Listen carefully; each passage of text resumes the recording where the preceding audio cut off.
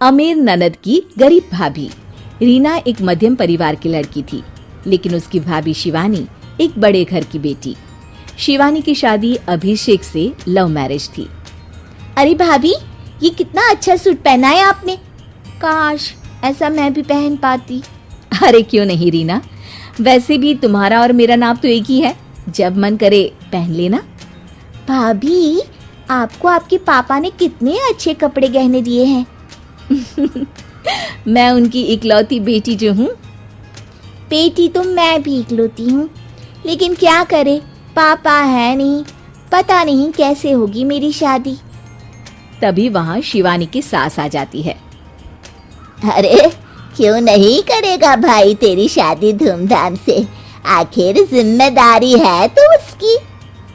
और वो दिन भी आ जाता है जब रीना की शादी तय हो जाती है। अभिषेक, क्या हुआ? आप इतने परेशान तो कभी नहीं दिखे, कोई बात है तो बताइए मुझे। अरे शिवानी, वैसे तो शादी का सारा इंतजाम हो गया है, लेकिन गहनों का रेट तो आसमान छू रहा है। कैसे क्या करूं, कुछ समझ में ही नहीं आ रहा। थोड़ी देर में शिवानी अपने पूरे गहने अभिषेक के सामने रख देती है। ये लीजिए, गहनों का इंतजाम भी हो गया। अरे नहीं नहीं शिवानी, मैं ये गहने किसी हालत में भी नहीं ले सकता। ये तुम्हारे पिता ने तुम्हें दिया था, और तुम हो कि। तभी वहाँ सास आ जाती है। अरे तो क्या हुआ, इसकी तो हो गई ना शादी, अब किसे दिखाने हैं इसने गहने। सास गहनों का डिब्बा शिवानी के हाथ से लेकर वहाँ से चली जाती है। रीना की शादी धूमधाम से होती है और अब वो बड़े घर की बहू बन जाती है। वहीं रीना की शादी के बाद शिवानी और अभिषेक उसकी शादी के कर्जों से डूब जाते हैं।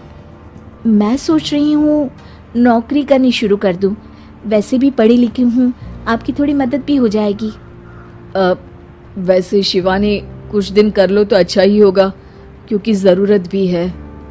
अब शिवानी भी नौकरी करने लगती है और घर खर्चे में अभिषेक का हाथ बटाती है। एक दिन शिवानी, रीना का फोन आया था, कह रही थी कि आने वाले त्योहार में उसके ससुराल जाना है। ठीक है माँ। अरे ठीक तो है, लेकिन एक काम कर लेना, उसके सास ससुर से लेकर पूरे खानदान के कपड़े मिठाइयाँ सब ले आना, और हो सके तो रीना के लिए छोटे से कान में पहनने के बूंदे भी। और क्या है ना, शादी में उसे सारी बड़ी बड़ी कान की ज्वेलरी दी थी, घर में पहनने के लिए तो उसके पास कुछ भी नहीं है। शिवानी सोच में पड़ जाती है कि वो क्या करे, क्योंकि कर्जों और घर के खर्चों के बाद तो पैसे बचते ही नहीं थे। शिवानी फिर अपने पिता को फोन करती है और उनसे पैसे मांगती है। देखो शिवानी, मैंने तुम्हें शादी के वक्त ही मना किया था कि ऐसे घर में शादी करनी ही नहीं चाहिए। अरे अभिषेक को शर्म आनी चाहिए जो ससुराल से पैसे मंगवा रहा है। शिवानी को पिता की बात पर गुस्सा आ जाता है।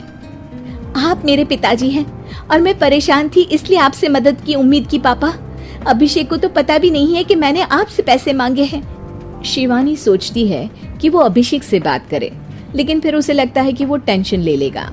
तभी शिवानी की नजर हाथ के कंगन पर पड़ती है, सीधे बाजार जाती है और उसे बेचकर ननद के घर ले जाने का सारा सामान लेकर आती है और सास के सामने रख देती है।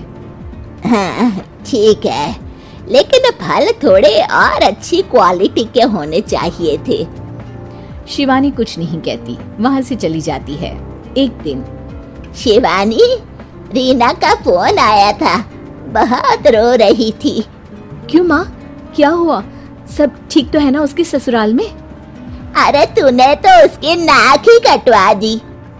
अब मैंने क्या कर दिया माँ?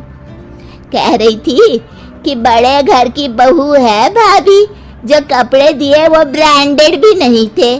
तू तो जानती है ना उन लोगों का पहनावा कितना अच्छा है।